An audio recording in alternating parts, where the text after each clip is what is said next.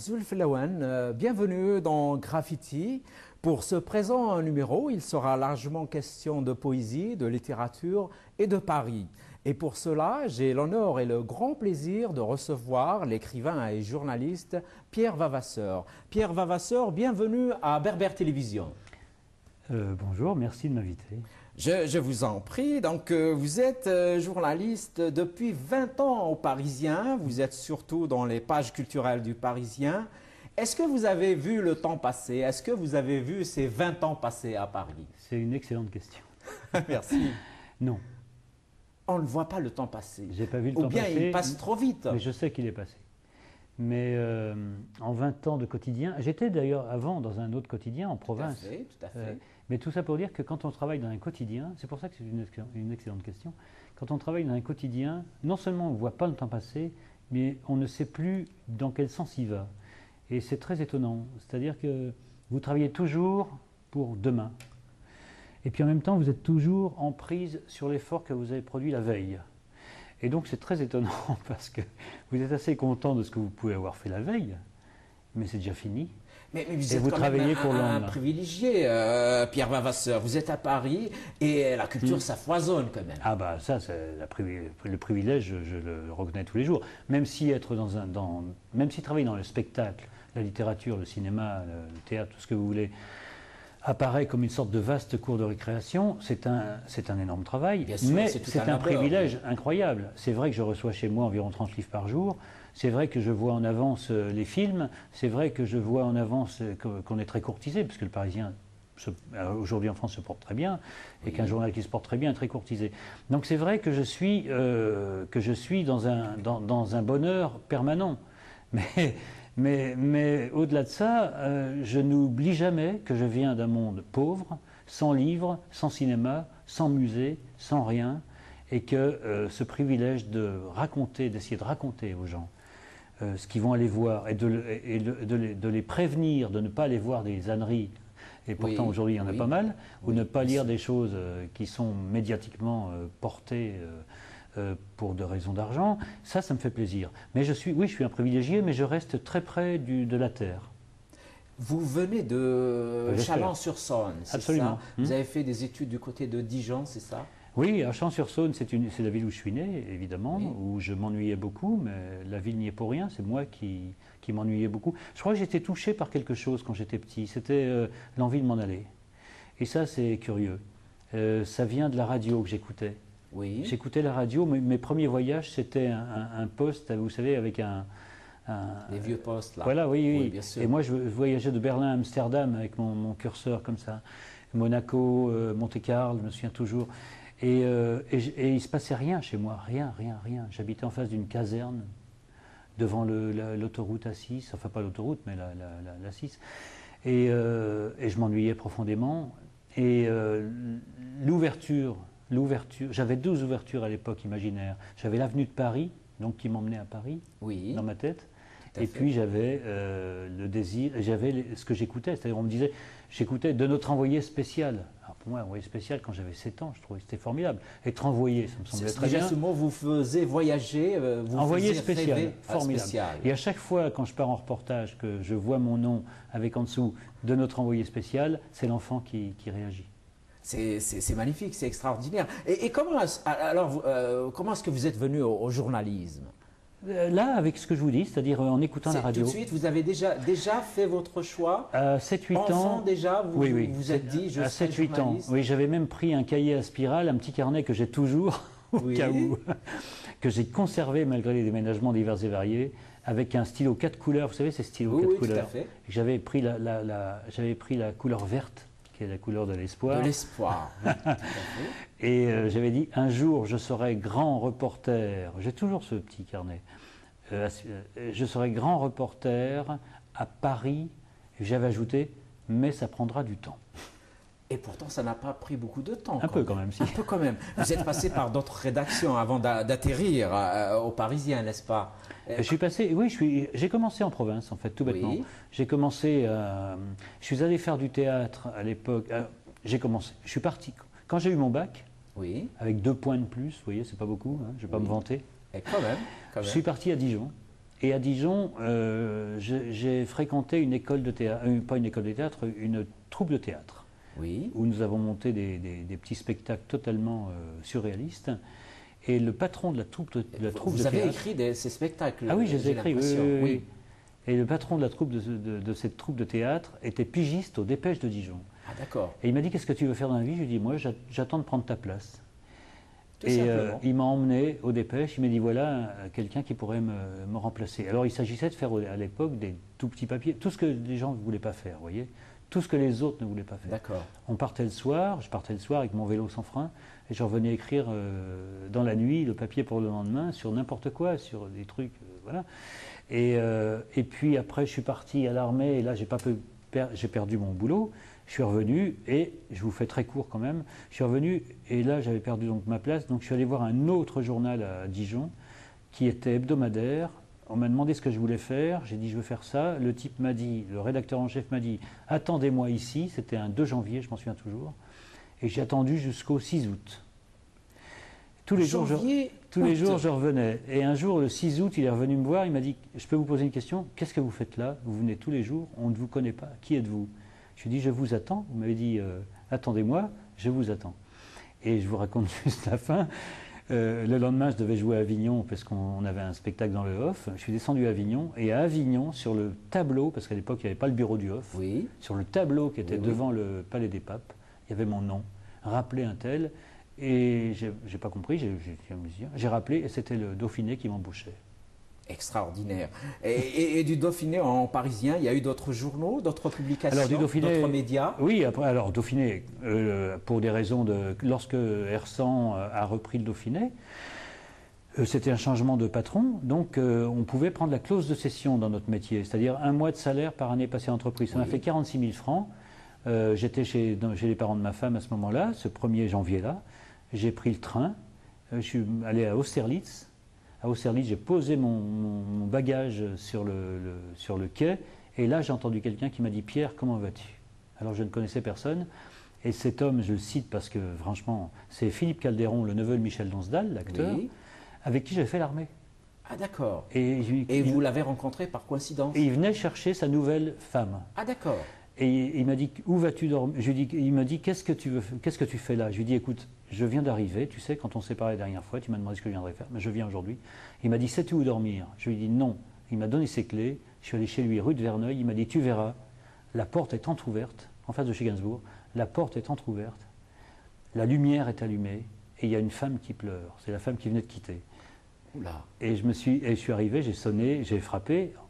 Il avait raison, une femme pleurait, la lumière était ouverte et allumée, et la porte était entrouverte. Et j'ai dit bonjour, ne vous inquiétez pas, je suis un ami de Philippe. Il m'a dit que je pouvais passer la première nuit ici. Elle m'a dit restez. Et mes aventures parisiennes ont commencé comme ça. Et le jour-là, alors, là, vous arrivez à Paris, mais ce n'était pas facile d'intégrer tout de suite le Parisien. Ah ben non, j'avais 46 000 francs pour gagner, pour trouver. Et j'ai tous dépensé. Ma stratégie, ça a été de faire tous les bars de tous les journaux. D'accord. Et j'allais partout. Et dès que je voyais un journaliste, j'étais là, jusqu'au moment où on m'a proposé un premier rendez-vous, qui m'a envoyé vers un autre rendez-vous, qui m'a envoyé vers un autre rendez-vous, qui m'a envoyé vers un autre rendez-vous. On pourrait y passer 6 heures. Et puis, à la fin, j'avais un agenda rempli comme celui d'un ministre, où Carrérou m'a envoyé voir Serge Julie, qui m'a envoyé voir tel journal, qui m'a envoyé tout ça. Et puis à la fin, je suis tombé au point, et on m'a envoyé dans un journal sur abonnement pour médecins, pour refaire toute la partie culture et vie pratique, et c'est là que les premières portes se sont ouvertes.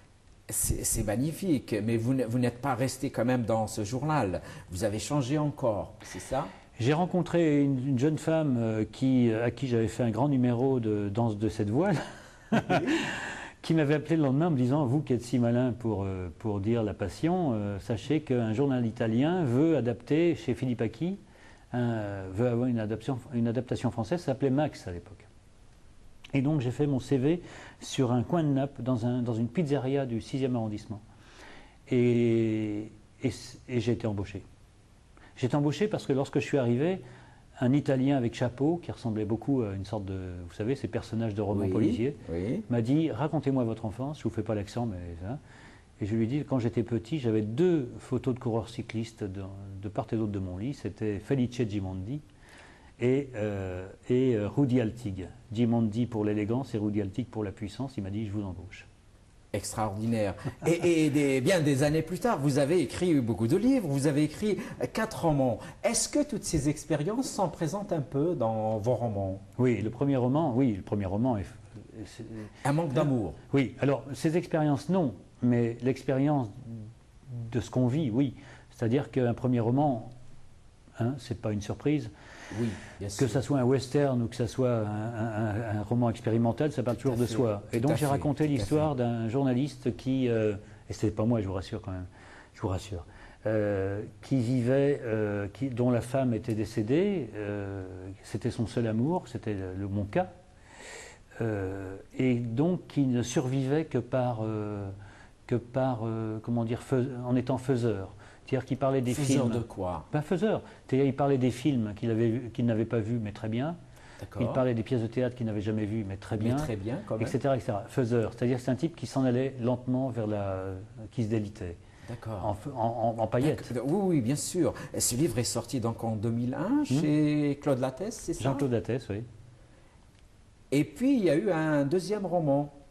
Le deuxième roman est un roman plus aussi... il est un peu dans le prolongement de celui-ci. Non, j'ai quitté ma femme, c'est ça? C'est l'histoire d'un personnage qui aime sa femme et qui s'en va pour de mauvaises raisons. Et ça a beaucoup parlé et aux femmes et aux hommes, qui souvent ont de très mauvaises raisons pour faire ce qu'ils font. Est-ce que les lectrices sont plus nombreuses que les lecteurs? Vous êtes critique hein, dans Le Parisien, vous pouvez avoir une idée. On dit souvent qu'il y a plus de lectrices de romans que de lecteurs. Bien sûr, oui. C'est vrai? Est-ce qu'il y a eu des sondages qui ont, on va dire, précisé la chose ou pas? Ah bah, c'est plus que des sondages, c'est une pure réalité. C'est une pure réalité. Si on enlève demain les femmes de la surface de la Terre, vous enlevez aussi les livres. Eh ben voilà, c'est bien dit, c'est bien dit. Et un autre livre, il va encore paraître chez Jean-Claude Lattès, c'est un roman, ouais. donc c'est Putain d'Adèle. Putain d'Adèle, c'est un roman sur ma mère. Alors, je vous le fais très, très rapidement. Non, vous pouvez dire ce que vous voulez, hein, on n'est pas pressé. Hein. Bon. Je n'ai pas eu d'enfance heureuse, mais non pas au sens, comment dire, cliché des choses, c'est-à-dire que j'étais un enfant malheureux. J'étais un enfant malheureux parce que, je peux le dire, c'est pas grave, c'est comme ça, c'est la vie, chacun. Mais ma mère détestait mon père, et donc ça créait évidemment une sorte de... On était des gens pauvres, hein. Ça créait une sorte de climat sans amour. Oui. Et elle le narguait, je dis ça sans acrimonie pour elle. Elle avait elle-même avant vécu sans amour. Donc mon père en était très très malheureux. Lui, c'était un ange sur terre, il attendait toujours le bonheur du jour au lendemain. Mais le bonheur ne venait jamais, parce que ma mère, elle, tous les jours, elle lui tapait dessus, non pas physiquement, mais moralement. Et donc j'ai perdu l'amour de cette mère. Et j'ai raconté ça dans Putain d'Adèle, c'était le juron de mon père. Quand mon père s'énervait, il avait ce juron qui tient... Et il le disait comme ça? Il le disait, et c'était tout ce qui ressortait de lui. C'était Putain d'Adèle, c'est-à-dire que c'était sa seule manière d'être violent. C'est un juron qui existe entre Valence et Lyon. Vous ne le trouvez nulle part ailleurs. Je ne savais pas qui était cette Adèle, mais j'entendais mon père dire ça.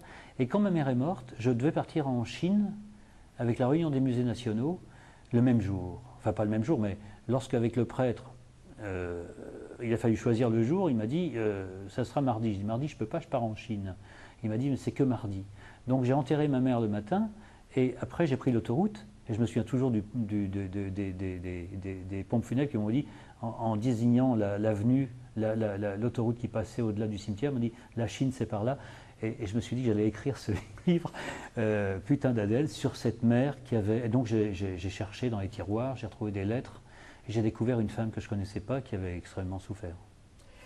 Est-ce que le fait d'écrire ce livre, qui est intime, intimiste peut-être aussi, est-ce que ça vous a aidé? Est-ce que ça a été pour vous une certaine forme de thérapie? Toujours, toujours. Je ne pense pas qu'on se soigne avec les livres, mais on gagne toujours une forme d'équilibre.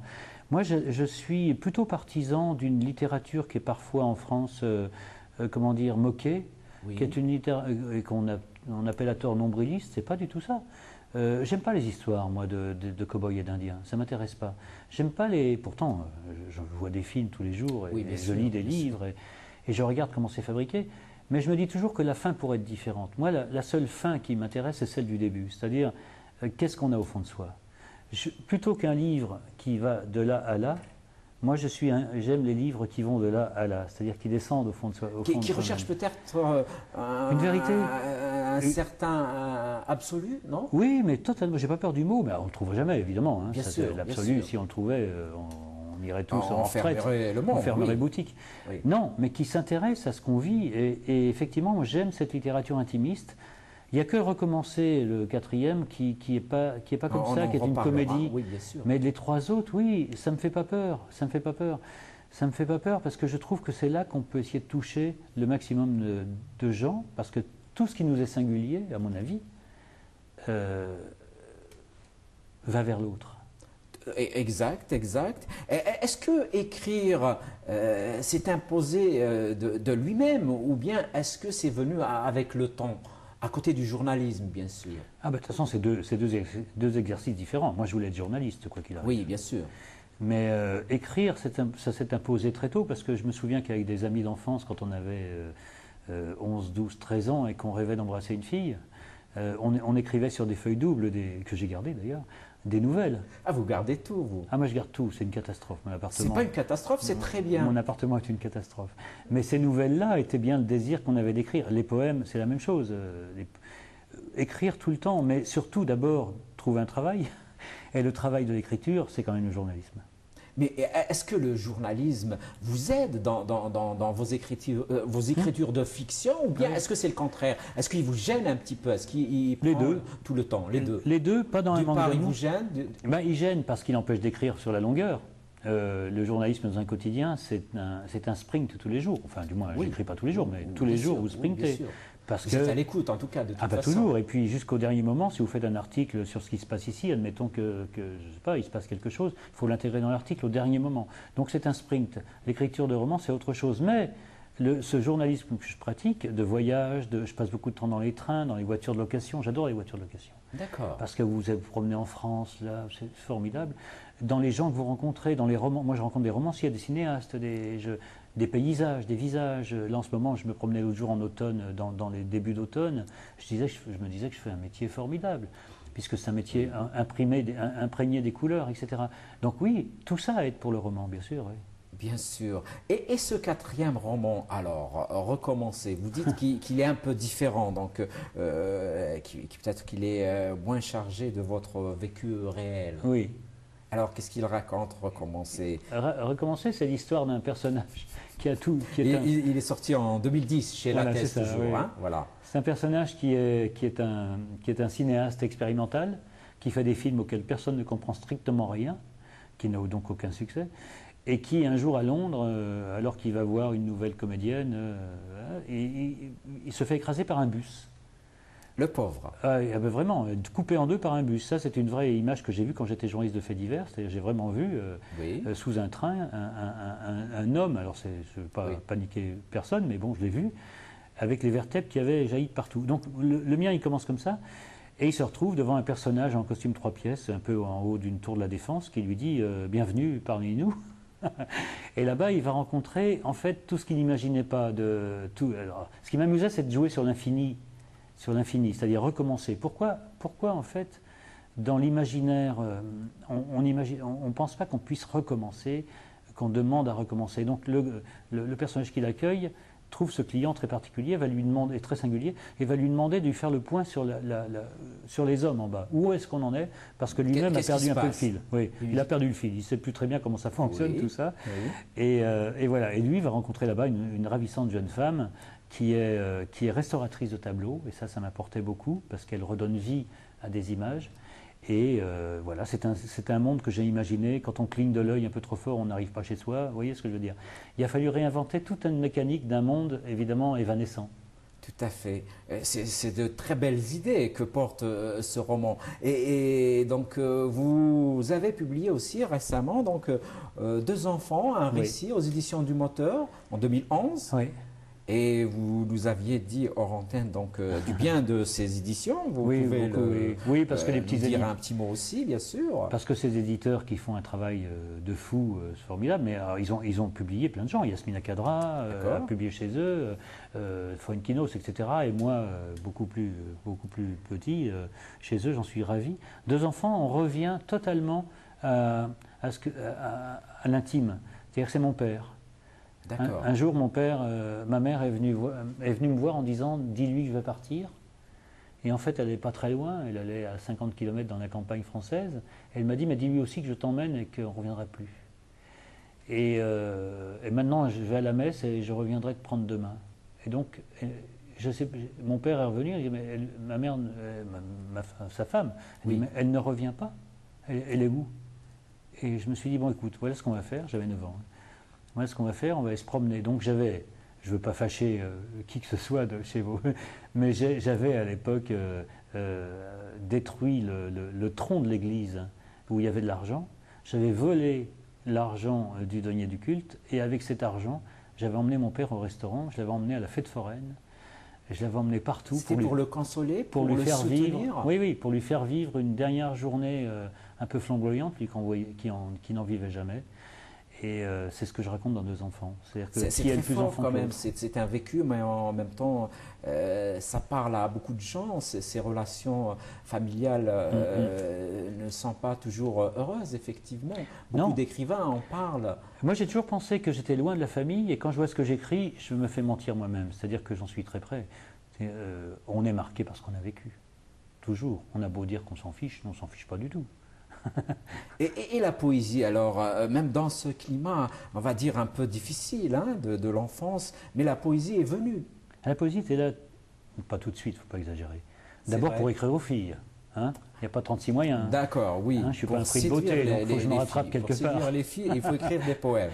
Mais c'est vrai, mais de toute façon, je pense que l'écriture était là, bien sûr. Mais elle est là pour les raisons par la vie que je traversais.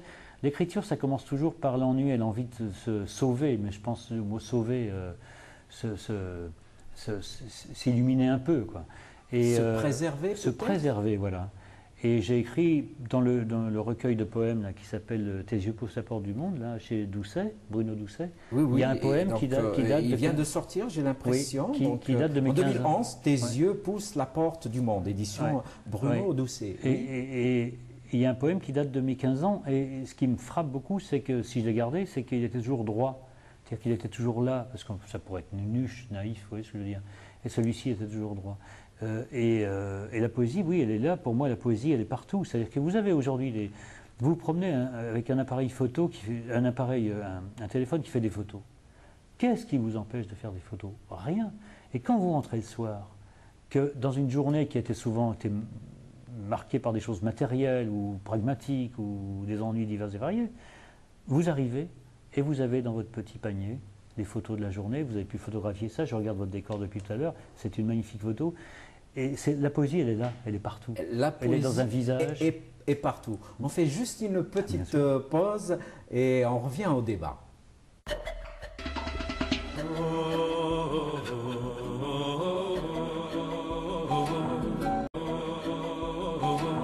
On revient donc au débat avec le journaliste, poète et écrivain Pierre Vavasseur, qui travaille pour Le Parisien. Et donc, Pierre Vavasseur, on parlait de poésie et vous disiez que la poésie est omniprésente dans la vie.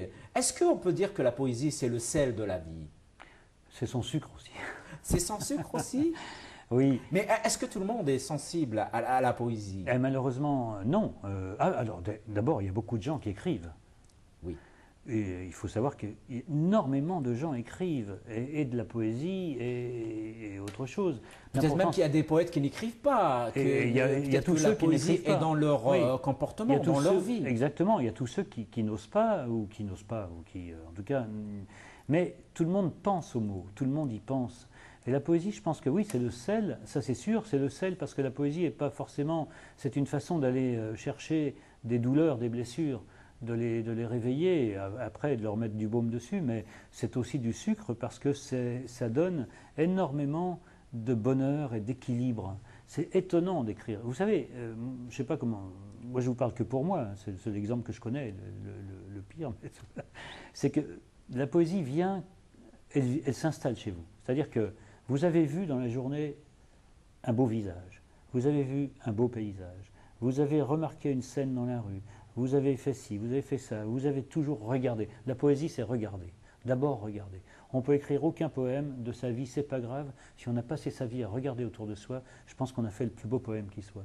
Et si on a envie de le transcrire quelque part, alors c'est physique tout d'un coup. Moi, je vais vous dire très simplement, je me mets à suer, c'est pas très romantique. C'est-à-dire que je suis fébrile, j'ai quelque chose de très important à faire, mais finalement je me dis que ça va attendre un peu.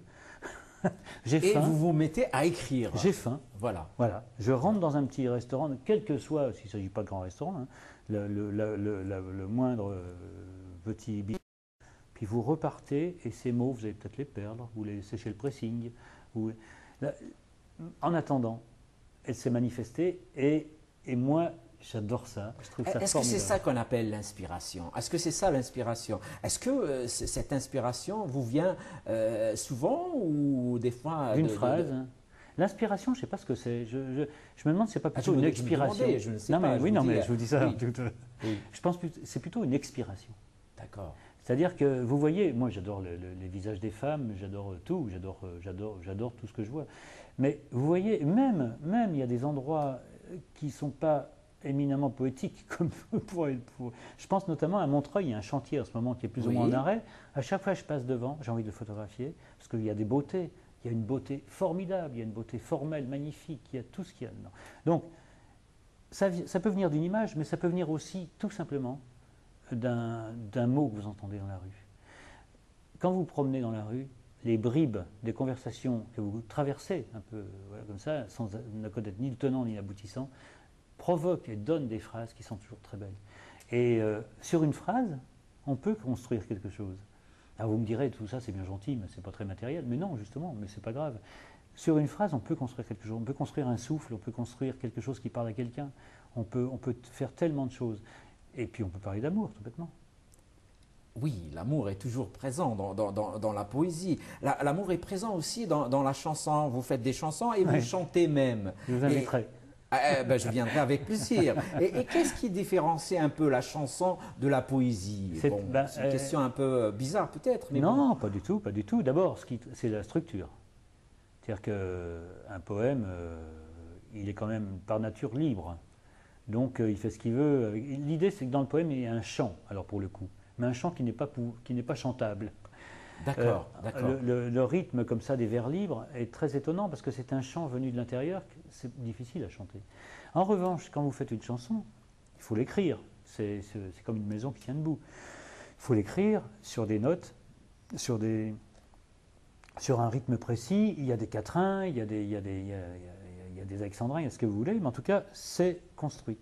Et c'est ça qui différencie tout bêtement. Après, si la chanson a été travaillée et parle aux gens, plus rien ne la distingue d'un poème qui va parler aussi aux gens. Mais c'est la structure, c'est pas fabriqué pareil. Est-ce qu'on peut dire qu'il y a des chansons qui sont des poèmes, tout simplement? Aragon, oui. Enfin, Ferrat et Brel, peut-être? Ah oui, bien sûr. Mais le poème a quelque chose de plus évané, je ne sais pas comment dire ça, de plus gambadant. C'est-à-dire que je ne suis pas sûr que si on met une chanson et un poème dans le même chant pendant un week-end, on va bien voir si ces deux animaux vont bien s'entendre. C'est pas évident. Ce n'est pas évident. Et vous écrivez de la poésie depuis quand même un moment, mais vous ne publiez votre premier recueil que tout récemment. Qu'est-ce qui vous a poussé? Ah mais c'est pas moi qui...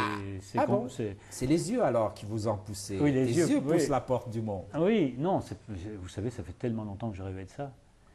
Ça, c'est le plus beau cadeau que m'a fait Bruno Doucet. Et tout ça, ce qui m'a poussé, c'est pas ça, je vais vous répondre à l'envers. Étant journaliste, finalement, la vie organise bien les choses. Étant journaliste dans la culture, vous savez, si je n'avais pas été journaliste dans la culture, je n'aurais pas connu les attachés de presse, je n'aurais pas connu les éditeurs, je n'aurais pas connu tout ça, et je pense qu'aucun des livres, et je ne serai pas chez vous aujourd'hui, aucun des livres n'aurait été publié parce que je pense quand même que cette fonction de journaliste aide un peu. Alors, ma stratégie, ça a été ça, mais c'est une stratégie gentille, hein, c'est une stratégie généreuse, c'est pas un truc... voilà. Bien sûr. Pour la poésie, c'est exactement la même chose d'une certaine manière, parce que je suis le Printemps des poètes depuis 10 ans. Donc je connais bien Jean-Pierre Siméon qui s'occupe de ça. Puis un jour, Jean-Pierre Siméon, je lui ai dit, tu sais, je ne suis pas que journaliste aussi. Il m'arrive d'écrire des poèmes, est-ce que tu veux les lire? Et il m'a dit, mais avec plaisir, il était scié. Parce que vous savez, dans ce monde d'étiquettes, un journaliste est journaliste, oui, un cheval est un cheval et un éléphant est un éléphant. Il est cadré, bon, et il a envoyé, il est dans son territoire. Il a envoyé ses poèmes à Bruno Doucet qui m'a publié. Vous voyez, donc c'est toujours, moi j'ai fait une énorme confiance, je suis un grand désespéré qui fait une énorme confiance dans la vie. C'est-à-dire que le chemin, il se fait toujours. Mais il faut du temps, la patience. Moi, je suis pour la patience. Et vous avez cette patience et vous laissez faire le temps et vous donnez aussi du savoir et des éclairages à de nombreux lecteurs, pas seulement dans le journal, parce que vous avez publié aussi chez Les Briots des petits livrets qui sont fort intéressants, qui nous aident beaucoup. Hein. Donc, 100 romans incontournables, 100 premières phrases incontournables et 100 histoires drôles incontournables. C'est pas mal ça. Oui, c'est un beau cadeau qu'ils m'ont fait. 100 romans incontournables, c'était le premier, c'est une sorte de bibliothèque intime. Hein. Mais l'idée, c'est pas de faire une fiche très pénible. L'idée, c'est de dire ce que ça a réveillé en moi. C'est très subjectif. Bien sûr. C'est 100 romans qui me construisent moi. Alors après, est-ce qu'ils vont construire les autres? Non, j'imagine pas. Mais en tout cas, beaucoup de lecteurs s'y retrouvent, forcément. Ah ben, j'espère. En tout cas, ça a bien fonctionné. L'idée, c'est de dire pourquoi on aime toujours.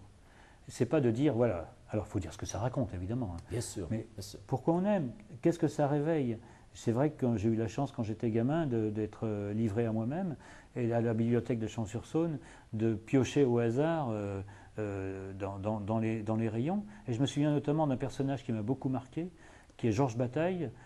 J'avais 14 ans quand je disais Georges Bataille, mais je disais Marcel Pagnol en même temps. Hein. Oui. Je voyais bien le grand écart. Mais Georges Bataille, je l'avais pris, vous voyez, parce que mon père s'appelait Henri. Oui, parce qu'il y avait Henri Bataille, et que comme mon père s'appelait Henri, je me disais Henri, je connais, donc ça s'est fait, on va prendre Georges. D'accord. Et donc, voilà. C'est une déclaration d'amour à ce qui nous fait vivre. Frédéric Becbédé l'a fait de son côté d'une manière infiniment plus intelligente. Et dans les 100 premières phrases, c'était quoi le but? De dire la première phrase, c'est tout peut-être? Les 100 premières phrases, vous savez, longtemps, virgule, je me suis couché de bonne heure. Vous savez ce qui est formidable dans cette histoire? Pourquoi on la connaît cette phrase? Simplement parce que Proust, il a mis la virgule après longtemps. C'est comme un oreiller, longtemps, virgule, je me suis couché de bonne heure. Et nous, le monde qui a suivi, a reposé sa tête sur les souvenirs de cet homme. Et il aurait écrit « Je me suis longtemps couché de bonne heure », je pense que ça n'aurait jamais eu aucun succès. Donc, dans une première phrase, il y a tout un ADN de ce qu'on va nous dire. La phrase de Camus. Aujourd'hui, maman est morte, point, ou peut-être hier, je ne sais plus. Sauf que dans cette phrase, qui a l'air d'être une phrase, il y a un point. Donc, il invente la première phrase à explosion, vous voyez, à deux étages. Et qui va nous dire à quel point il y a de la sécheresse dans ce livre et à quel point... Donc l'idée, c'est de faire une sorte de petite dissertation très brève et très sensible, très sensitive sur ces phrases qui nous disent tellement du roman, tellement, et de l'auteur. Et est-ce que vous croyez que justement ces premières phrases, peut-être pas seulement la première, aident le lecteur à entrer dans le roman? Totalement. Peut-être à lire complètement le roman, si certains lecteurs... c'est l'objet. C'est la clé qui ouvre la porte, je pense. Et puis vibrer, il faut vibrer en fait. L'idée, c'est de vibrer. J'aime bien tous ces petits, j'allais dire, personnages du fond des mers, ou ces petits oiseaux, ces petits colibris, qui quand ils volent comme ça, parce que quand ils vibrent, il nous raconte quelque chose. La première phrase raconte toujours quelque chose, elle dit toujours tout de l'autre. C'est comme la rencontre. Vous voyez quelqu'un, oui. Vous voyez quelqu'un, vous dites lui, je ne veux pas m'entendre avec lui. Ou elle, non, c'est pas possible. Lui, oui. Pourquoi? Parce que vous vibrez à quelque chose. Les gens sont comme les romans, ils sont exactement ça. Est-ce que vous allez rentrer dans le roman de l'autre ou pas? Et vous, Pierre Vavasseur, comment vous rentrez dans le roman de l'autre, pour vous paraphraser directement? Par le regard. C'est le regard qui compte? Toujours, oui. Toujours le regard. Soit il vous parle, soit il ne vous dit pas de belles choses? Oui, et puis il y a l'attitude aussi. On voit dans le monde que je fréquente, je vais vous dire... beaucoup de gens, bien sûr. J'en vois des artificiels. Vous le voyez tout de suite. Tout de suite. Et qu'en plus, comme j'ai la chance, de par mon métier, d'être beaucoup dehors, et quand on est beaucoup dehors, on est beaucoup soumis au vent, à la pluie, à tout ce que vous voulez, au beau temps, à la chaleur, On est fabriqué de cette matière sensible qui permet de voir quand les gens trichent ou pas. Moi, je suis sûr de ça. Plus j'avance en âge, plus je suis sûr de ça. Et plus vous arrivez à déceler les gens qui trichent, c'est ça? Tout de suite. Maintenant, vous le faites tout de suite. Ah oui. C'est incroyable. Oui, oui, Mais vous n'avez pas de recette quand même. Non, Vous non, mais n'avez pas de justement, il ne faut recette pas de recette. Ah, il ne faut pas de recette. Non, c'est une façon. Vous savez, il y a des gens qui sourient de travers, par exemple. Ils sourient décalés. Moi, j'ai des gens dans mon entourage, ils vous disent bonjour. Ils vous disent bonjour pour deux raisons. D'abord, parce que vous êtes journaliste et que vous pouvez toujours leur être utile un jour. Oui, oui. Et alors, ils sont formidables parce qu'ils vous regardent, mais dans le regard, il n'y a rien. C'est l'appartement témoin du regard. Et le sourire arrive après. Alors, des fois, je leur dis, mais pourquoi tu pourquoi tu souris C'est pas marrant, quand tu c'est regardes? marrant. Est-ce que c'est parisien tout ça? Parce qu'on Très. dit beaucoup de mal de Paris aussi. Hein. C'est un classique hein, en France et même dans d'autres pays en réalité. Hein. Donc dans toutes les capitales du monde, il y a cette air un peu de Mais supériorité par ces rapport au reste mondes-là, du pays. dans ces mondes-là, dans ces univers-là, qui sont des petits univers, c'est d'ailleurs assez amusant parce qu'il n'y en a pas un pareil. Quand vous êtes au Goncourt, vous voyez le monde de la littérature. Quand vous êtes au cinéma, vous voyez le monde du cinéma. Quand vous êtes dans la mode, vous voyez le monde de la mode. C'est des planètes. Hein. On reconstitue toujours les planètes. Ces gens-là ne se parlent pas, ils ne savent rien des autres, ils sont très incultes, etc. Mais ce n'est pas plus parisien qu'ailleurs. Et c'est surtout le monde que je préfère d'une certaine manière, parce qu'à Paris, j'ai immensément d'amis formidables, de gens profondément généreux et heureux. Profondément humain. Mais oui, aussi. j'ai énormément de gens adorables. Je passe mon temps à me réjouir de connaître tous ces gens-là. Non, évidemment, partout, il y a toujours cette artificialité-là, elle existe partout. Moi, j'aime moins la province. Je ne l'aime pas, désespérément pas, parce que c'est là Par où rapport je à votre trouve. vécu, c'est ça? Oui, mais je sais de quoi je parle. C'est là qu'il y a une vraie brutalité. C'est là qu'il y a une vraie observation méchante des gens. Vous n'êtes pas libre en province. Vous n'êtes jamais libre. Vous pensez que vous êtes surveillé, que peut-être Oui, que oui, bien parce sûr, que oui. les gens se connaissent réellement aussi? Ah oui, Parce qu'il puis y a pas ils se connaissent et ils s'emmerdent. Pardonnez-moi, j'ai dit un mot. Oui, il n'y a pas de problème. Ils se connaissent et ils s'ennuient. Donc, qu'est-ce qu'ils font? Regardez, il y a un truc formidable en province. Quand une ambulance passe ou qu'un camion de police passe, toute la rue s'arrête pour regarder passer. Quand un camion de police passe à Paris ou dans une autre place, Ah oui, personne ne le personne. regarde, bien sûr. Parce que il y a un tel ennui en province et il y a quelque chose de tellement. Bon, les grandes villes, c'est un peu différent. Hein. Je ne parle Oui, pas de bien Marseille sûr, ou de bien Lyon. sûr. Je parle de la vraie province. Celle où, lorsque vous arrivez quelque part, et je peux vous en parler souvent parce que je vais, vous voyez les rideaux qui frémissent derrière parce qu'ils vous ont vu passer. C'est un peu l'ennui peut-être qui fait ça aussi. Hein. Bon, on va excuser ces comportements. Et donc, vous avez écrit aussi 100 histoires drôles, incontournables. L'humour, ça aide aussi. Ah ben, les histoires drôles, c'est la base du théâtre. C'est-à-dire que vous pouvez rater une histoire drôle. C'est même la base de plus fort que le théâtre. Vous pouvez rater une histoire drôle sur un geste, sur une intonation, sur une erreur en disant « Ah, j'ai oublié de vous dire que », alors là c'est fini. Donc qu'est-ce qui se passe? Il se passe qu'après vous allez être obligé de continuer, que les gens s'en foutent, Ben oui, bien sûr. qu'ils vont être obligés de rire, et on est absolument dans ce qui fait notre monde, c'est-à-dire faire semblant d'eux. L'histoire drôle, quand elle est réussie, c'est une petite pièce en soi. Et moi j'adore ça, j'adore l'histoire drôle. Je trouve que c'est une mécanique parfaite. Les histoires drôles qui sont excellentes sont de parfaites mécaniques de théâtre. Et j'aime ça, et dans ce petit livre-là, l'idée c'était de les réécrire sans que ça devienne pénible. C'est dur, c'est oral une histoire drôle, c'est pas fait pour être écrit. Oui. C'était de les réécrire comme des histoires, et comme il y en a qui sont assez longues, c'est amusant à écrire.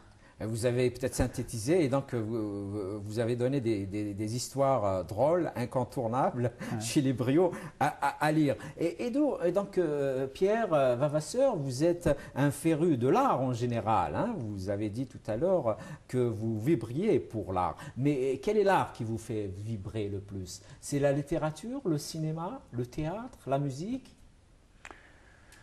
Alors, là aussi, c'est une bonne question. Ce qui me fait vibrer le plus, c'est partout. Ça peut être une toile dans une galerie. Aussi, oui. Il n'y a pas un lieu de l'art qui me fait vibrer le plus. Il y a des moments. C'est-à-dire dans une pièce de théâtre, moi je suis par exemple la pièce En attendant Godot de Samuel Beckett. Ouais, Beckett. Et pour moi, je peux la voir tous les matins si vous voulez, c'est pas grave, hein, toute ma vie. D'ailleurs, j'essaye de l'apprendre par cœur. Ça me fait vibrer. Mais je vais dans une galerie et je vois une peinture ou une photographie et je peux la regarder très très longtemps. Et qu'est-ce qui vous fait vibrer réellement Ou une en phrase. attendant Godot, justement? C'est quoi? Bah, c'est mon côté. C'est la pièce sans doute la plus mystique, la plus mystérieuse, qui nous en apprend le plus. C'est une pièce traduite, et pardonnez-moi de le dire aux téléspectateurs, par un grand dramaturge qui nous a quittés, Kabil Bouhamdou Yahya, il a traduit la pièce en berbère. Hein. Ah ben, je Voilà. ne savais pas, mais c'est formidable. Et elle a eu beaucoup de succès. Il l'a traduite à sa manière, hein, bien sûr, à sa manière. Bouhamdou Yahya a joué beaucoup de théâtre à Paris durant de longues années. Voilà. Tout est dans les deux premières lignes, les premières phrases. C'est les deux personnages, donc je connais à force de les connaître par cœur, je ne connais plus leur nom, c'est pas grave. Il y en a un qui dit « rien à faire », c'est le début de la pièce, et le second dit « je commence à le croire ». Donc, dans ces deux premiers vers, j'allais dire, dans ces deux premières phrases, il y a l'antinomie de l'un et de l'autre. Rien à faire, donc c'est désespéré. Je commence à le croire, il y a le mot croire. Et c'est extraordinaire. Et croire, ça porte un peu d'espoir quand même. Pardon? Vladimir Estragon, croire apporte quand même un brin d'espoir. Oui, mais c'est une pièce sans espoir. Mais encore que non, on ne sait jamais ce qui va se passer après. Je voudrais quand même dire Vladimir et Estragon quand même que bien sûr. Mais vous savez, à force d'être plongé dans les choses. Mais c'est une pièce. Un jour mon épouse m'a dit mais cette pièce, je n'y comprends rien. Pourtant, je peux vous dire qu'elle est loin d'être conne, hein, pardonnez-moi. Mais ça ne lui parle pas comme ça me parle à moi. Je pense qu'elle est pas désespérée. En attendant Godot, quand même, à des gens qui s'interrogent tout le temps sur qu'est-ce qu'on fait là. Qui se posent des questions, voilà. Et donc, qui se posent des grandes interrogations, probablement. Donc là, je vibre, mais je veux une photo, un livre, un poème, les chansons d'Aragon dont on parlait tout à l'heure, Éluard, il y a tellement de choses. Annie Ernaux, pour revenir un peu plus près de chez nous, tous ces gens qui vont faire un travail, le cinéma de Michael Haneke, qui est très violent, mais au moins il va chercher quelque chose, il y va au burin, hein, mais il y va. Tout à fait, tout à fait. Ça me fait vibrer. Exactement. Et pour la littérature, donc ça fait quand même des années que vous chroniquez les livres qui sortent en France. Est-ce que la cuvée littéraire de cette année a été bonne? Est-ce qu'on a eu un bon prix Goncourt, pour citer le plus important, avec Jérôme Ferrari? Oui. Alors là, on revient à Samuel Beckett. Aussi, oui, voilà. Parce que là, c'est le livre le plus sombre de la rentrée. Tout à fait, tout à fait. Olivier Adam était pas mal dans la mélancolie, mais alors lui, il fait plus fort encore. Et il fait encore plus fort. Mais pour répondre à votre question, oui, c'est une belle rentrée. C'est une belle rentrée parce que c'est une rentrée, vous savez, c'est comme le Tour de France. Moi, je suis féru de cyclisme, enfin, quand j'étais petit. Maintenant, c'est un peu plus Goldorak sur son vélo, mais on n'a pas Indurain ou on n'a pas Armstrong, on a une somme de talents et on les voit mieux, ils sont plus éclairés. Deville est un très bon livre, Patrick Deville sur Alexandre Yersin, le pasteurien. Ferrari, bon, ben voilà, il raconte l'histoire d'hommes qui ne font que détruire ce qu'ils construisent. La Rwandaise, c'est un excellent livre. Notre-Dame du Nil, sur les Hutus, les Tutsis, etc., etc. Oui, c'est une des meilleures rentrées, je pense, qu'on ait eues depuis longtemps. Et vous, donc, aux Parisiens, est-ce que vous avez prévu un petit peu les gens qui allaient avoir les prix littéraires? Ah bah c'est toujours le jeu, ça, c'est comme Cannes. C'est le jeu, c'est comme Cannes. C'est comme le festival de Cannes. Certains ont été déçus quand même de ne pas voir figurer les grands éditeurs, Gallimard, Grasset. Ah ben non, mais les grands éditeurs, ça va. Gallimard, il a tout eu depuis un temps. Non, mais simplement, c'est vrai qu'il y avait des livres. Olivier Adam est un très bon livre. Il y en a d'autres aussi qui étaient un très bon livre. Nicolas Destiendorf, qui vient de voir le prix Cazès, là, il a fait un très bon livre. Il y en a quelques-uns. Mais cette année, j'allais dire, c'est plus ouvert. Et puis depuis que Bernard Pivot, puisqu'on parle du Goncourt, est arrivé là, il a donné un coup de pied dans la fourmilière. C'est vrai qu'il a incité vraiment les membres de l'Académie à lire vraiment les livres. Entre autres, oui. C'est ce qu'il me l'a dit. Il me l'a dit en tout cas. C'est vrai, il me l'a dit. Pas tous, parce qu'il y a ceux qui disaient. Bien sûr. Mais ça s'endormait un peu. Et du coup, ça réveille tout. Vous savez, c'est comme... on voit bien quand on donne un coup de pied à une fourmilière, ça s'en va dans tous les sens. Ça s'en va dans tous les sens, mais pour Pour le bonheur de la littérature, je pense. Mais comme vous le disiez, peut-être en demi-mot, il y a quand même une forme un peu de tristesse, de mélancolie, parfois de désespérance qu'il y a dans la littérature d'expression française ces 5 dernières années au moins, si ce n'est pas 10, Ah oui. si ce n'est pas 15. Oui, mais ça c'est le jeu, C'est l'influence de la vie réelle, c'est le lieu, du c'est quotidien. le lieu de la littérature. Regardez les peintures, c'est la même chose. Regardez les photographies, non, les photographies sont plus dans la transparence. Mais regardez le cinéma, Michael Haneke, Amour, regardez tous ces films qui nous arrivent, là, qui prennent en plus à bras le corps, si je puis dire, des tabous, des choses qui sont absolument dont on ne parlait pas avant et qui en parlent avec une grande force, une grande force. Le film de Vincent Lindon avec j'ai perdu son nom, Hélène Vincent, Oui. sur le désir d'une femme de choisir sa mort, tout ça, c'est pas d'une gaieté folle. Mais en attendant, ça nous fait des grands films. Après, il faut savoir si on a envie plutôt d'aller voir de mauvaises comédies médiatiquement propulsées, qui d'ailleurs finissent par s'effondrer, parce que les gens ne sont pas bêtes, ou est-ce qu'on a envie finalement de faire le contraire de ce qu'on a dit longtemps. Moi, si je vais au cinéma, c'est pour me distraire. C'est une phrase terrible, ça. Parce qu'on peut aussi aller au cinéma pour donner une envie de vivre énorme à travers des films, à travers des sujets graves. Et on n'est pas obligé de se distraire tout le temps. Il y a moyen, on peut distraire notre âme avec un sujet grave. Et d'ailleurs, beaucoup de romans sont adaptés donc, au cinéma. Est-ce que les meilleurs romans sont vraiment adaptés aujourd'hui au cinéma? Peut-être qu'on adapte plutôt des histoires où il y a de l'action, non? Les meilleurs romans, je sais pas. Les producteurs, il y a un vrai problème avec le cinéma. Ça, c'est un autre sujet d'émission. Oui, Il y a un vrai sûr, problème avec le cinéma, sûr, c'est-à-dire oui. que ça marche à l'envers le cinéma. Est-ce que Benoît Magimel est prêt à jouer dans cette histoire-là? Oui, alors on le fait. Vous voyez ce que je veux dire? Il n'est pas prêt, on ne le fait pas. Donc, les meilleurs romans, après, je ne suis pas sûr. Il y a des très mauvais romans. Est-ce qu'il y a des romans inadaptables au cinéma? Oui, bien sûr. Peut-être que c'est le meilleur. Houellebecq nous l'a prouvé. Ah bah d'accord, Houellebecq. Houellebecq a essayé d'être cinéaste lui aussi. Ah bah, vous avez vu le résultat.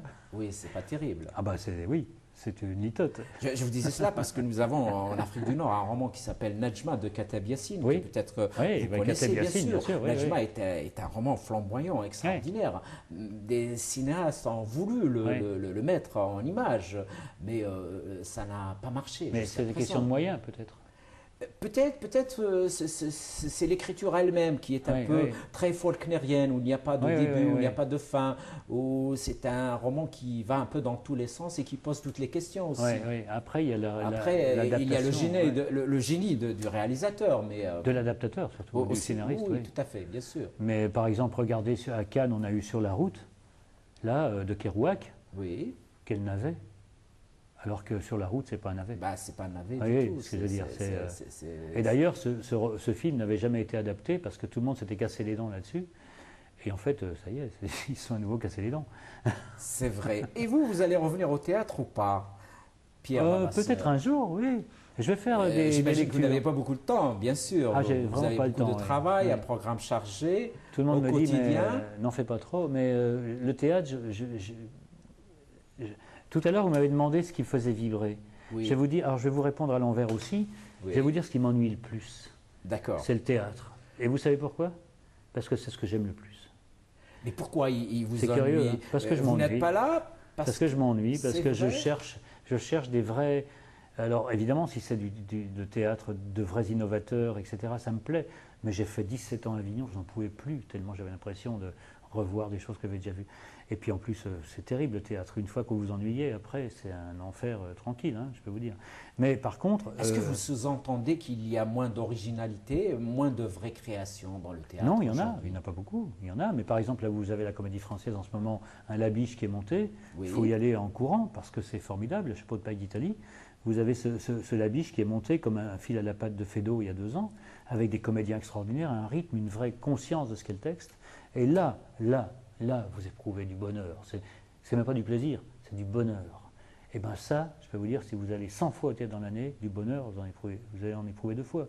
Parce que les 98 autres fois, vous verrez un spectacle, puis vous rentrerez. Mais là, peut-être, c'est la vie vraiment d'un spécialiste. Non, je suis spécialiste de rien du tout. Moi. Mais si, quand même, vous avez fait du théâtre, donc Oh, vous bah, connaissez oui, le théâtre, pensez. vous avez chroniqué des pièces de théâtre. Je veux dire, est-ce que le spectateur moyen pense ainsi? Peut-être que c'est rare aussi. Peut-être D'abord- que le citoyen moyen qui vient voir le spectacle, comme vous disiez tout à l'heure, Mais- peut-être l'essentiel pour lui, c'est de se reposer un petit peu. Mais curieusement, c'est une question il n'y a pas tellement, à mon avis, de spectateurs moyens. Il n'y en a pas de spectateurs moyens. Il y a soit des spectateurs d'Avignon, quand vous les voyez monter les escaliers de la cour du Palais des Papes, vous avez envie d'en connaître aucun, tellement ils ont l'air tristes et concentrés sur leur propre ego. Oui, Ça, c'est une première oui, chose. oui, d'accord. Et puis vous avez les spectateurs qui vont au théâtre privé, voir d'autres spectacles, qui, moi, ne m'intéressent pas énormément. Et là, vous avez des gens assez argentés, j'allais dire. Oui, bien sûr. Mais entre les deux, Ouais. moi, je connais personne. Je viens d'un monde, encore une fois, je vous l'ai dit, aux Parisiens, on connaît bien ce monde-là populaire. Ils ne vont pas au théâtre parce que rien ne leur parle vraiment. Parce que rien n'est franchement fait pour eux, sauf parmi certaines, dans certaines comment dire, structures qui pensent à eux. Il faut que les créateurs pensent aux gens. Et ça, c'est important. Qu'il y ait une politique culturelle qui fasse que des gens qui n'ont pas forcément les moyens puissent aller voir tel spectacle. Je suis très intéressé à Montreuil, c'est pas du tout de la flatterie, par le travail de Montreuil. Je suis très intéressé mais à droite, à gauche, partout. Parce que entre ces deux pôles-là, public, prout-prout, et puis artifice, il n'y a pas vraiment d'ouverture. Et il faut faire quelque chose. Et à ce moment-là, on reviendra vers une vraie culture. Vous pensez qu'on n'est pas encore dans une vraie culture? D'une vraie politique culturelle? Oui. Non. On est dans le, pour vous, on est dans le superficiel? Sortons dans la rue et demandons aux 50 personnes qui vont passer, est-ce que vous avez prévu d'aller au théâtre? Vous allez voir, je connais la réponse. Oui, ça c'est le théâtre, c'est un peu différent. Mais les gens vont voir quand même des musiciens, ils vont voir des chanteurs jouer dans des bistrots. Ah bah oui, mais ça c'est bien. Voilà. Au théâtre, ça n'existe pas. Vous avez dit la culture en général. Ah oui, non, je répondais au théâtre pour le coup. Le théâtre, oui, le théâtre, oui. Heureusement, il y a d'autres. Mais c'est des jeunes qui vont, Moi, je rêve c'est des jeunes. Regardez, moi, je fréquente beaucoup la rue Oberkampf, tout ça, etc. Oui, c'est très formidable. animé, hein. Ça bouge beaucoup. Mais regardez la population, c'est des jeunes. Tout à fait. J'habite dans un quartier, le 3e, aux lisières du 3e, rue du Temple. Dès que je m'enfonce rue des Francs-Bourgeois, etc., je vois un monde particulier. Mais je ne vois pas du tout le monde qui pourrait être intéressé par le théâtre ou par le cinéma. Vous savez, c'est pour ça que je travaille aux Parisiens. Parce qu'aux Parisiens, j'essaye, tant bien que mal, en tout cas avec mes camarades, de dire aux gens, le billet coûte tant, voilà ce qui va vous plaire dans telle affaire, voilà ce qui ne pourrait pas vous plaire, et voilà pourquoi vous pouvez y aller. Vous dites si bien, et en résumé, effectivement, vous dites certainement l'essentiel, et donc vous chantez aussi. Hein, donc, je chante, oui. Oui, et vous allez chanter, vous m'avez dit tout à l'heure, à Paris. Là, la semaine dernière, à cette heure-là, je préparais mon micro et ce sont des petites chansons.